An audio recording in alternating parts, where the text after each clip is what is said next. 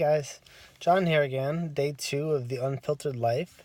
I want to talk tonight about, my experience over the last year and a half or so.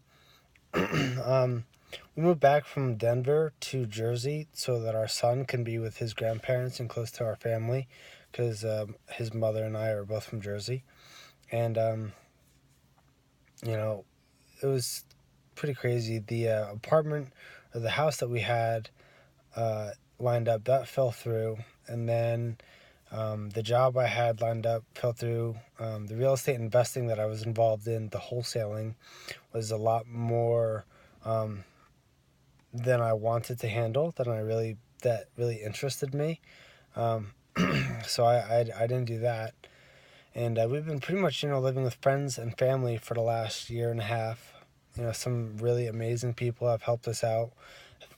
They've helped me out, her and my son. And as I said, I wanted to stay home with my son. So I didn't really want to work, and we only had the one car, which was kind of, difficult to do too. But, it was a Mini Cooper. But, I wanted, to share that with you guys because, I've been in my car for the last 5 days, and it's been, a decent experience. I haven't gotten much sleep. What happens is I get home from work. I'm off work now. And then I go and, I sleep for like 2 hours or so. And then, my son's mom goes to work and she comes down to wake me up, and I have to go in and watch him. So I don't really get sleep unless, he naps.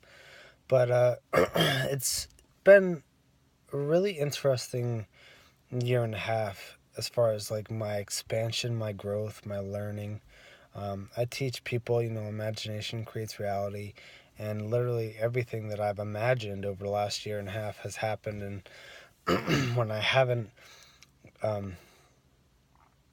intentionally focused my imagination in the direction that I wanted to, that's when my life really started to kind of go sporadic a little bit.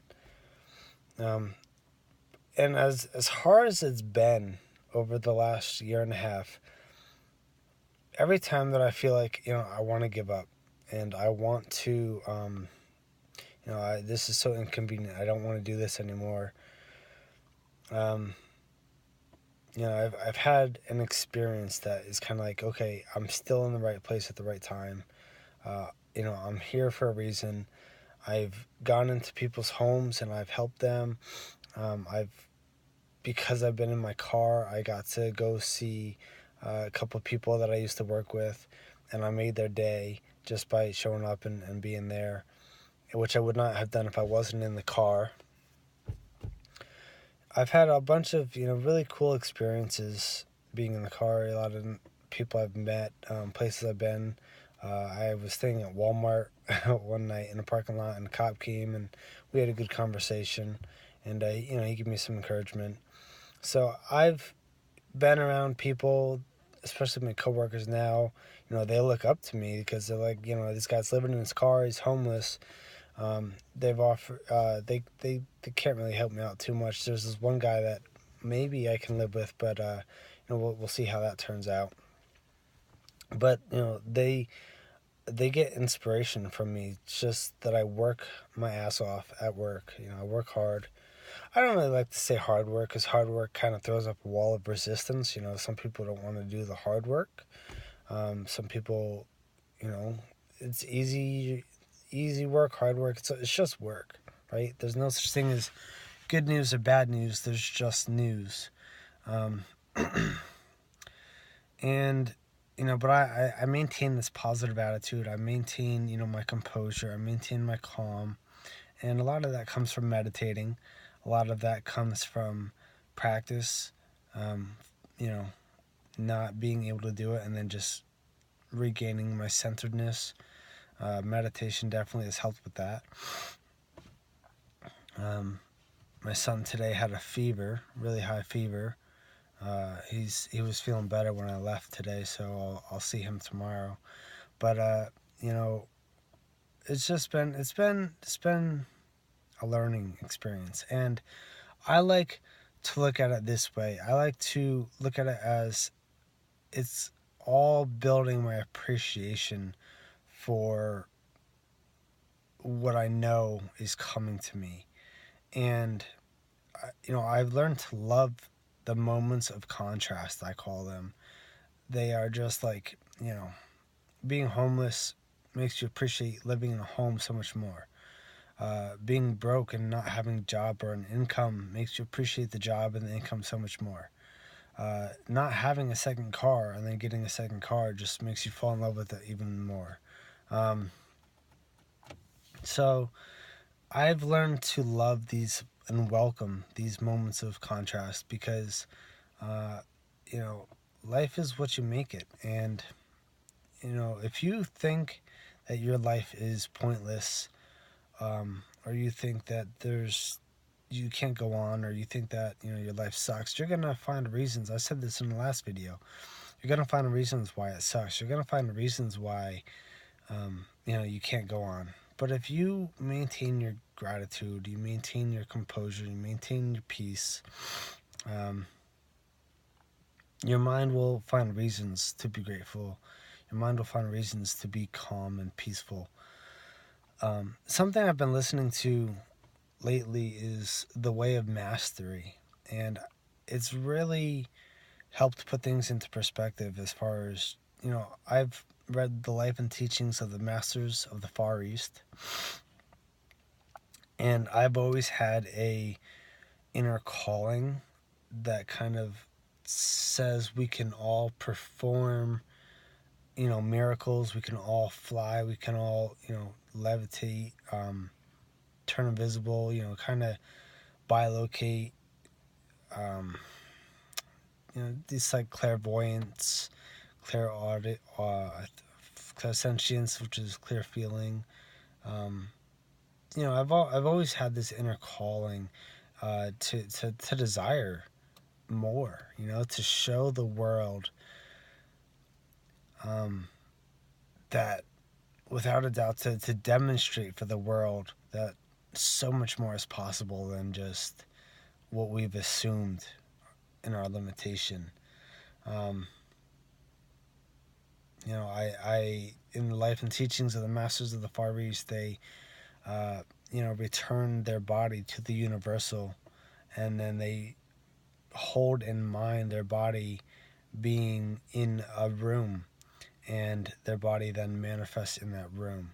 So they raise their consciousness, and then to like the infinite possibility, and then the body goes with it, and then they lower their consciousness into the realm of physicality again. I might sound a little crazy to some people, but honestly, I really don't care. It's unfiltered life, right? And I know the one thing that I've never accepted in my life is limitation. I don't accept that you need sleep. I don't accept that you need to be a vegetarian to be fit. I don't accept that you can't be fit and eat junk food or whatever, Twinkies. I don't eat Twinkies, but I'm just saying like donuts or cookies or whatever. I just don't accept the knowledge, right? What has been a limitation so far. I don't accept that we can't fly. I don't accept that we can't, turn invisible or whatever. I believe that everything is possible. And that's something I've been working on for myself, raising my consciousness to that level. Lester Levinson is one of my mentors. Neville Goddard, one of my mentors. Wayne Dyer is one of my mentors. I've learned from a lot of people, and I just have experienced things in my own life. I was in a very serious car accident back on December 29, 2011. Yeah. And we hit a tree at 95 miles per hour.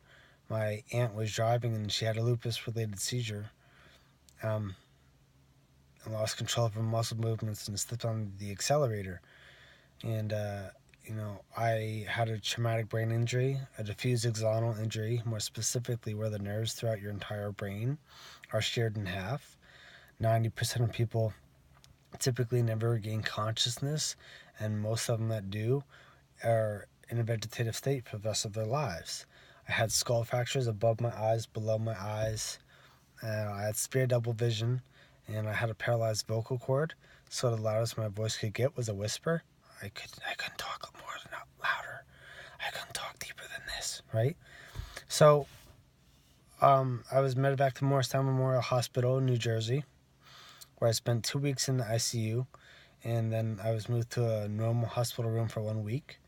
On January 25th, less than a month after the accident, I was transferred to Kessler Rehab in Chester, New Jersey, where I had to relearn how to walk. I couldn't eat. I couldn't swallow.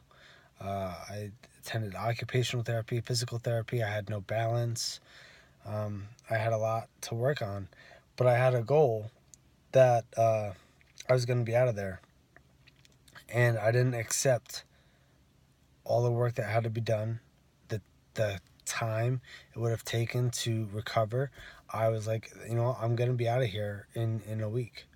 And it wasn't a week, but it was 2 weeks, which is months shorter than they've ever expected. And I remember walking back into the hospital on the way back to my home in Delaware.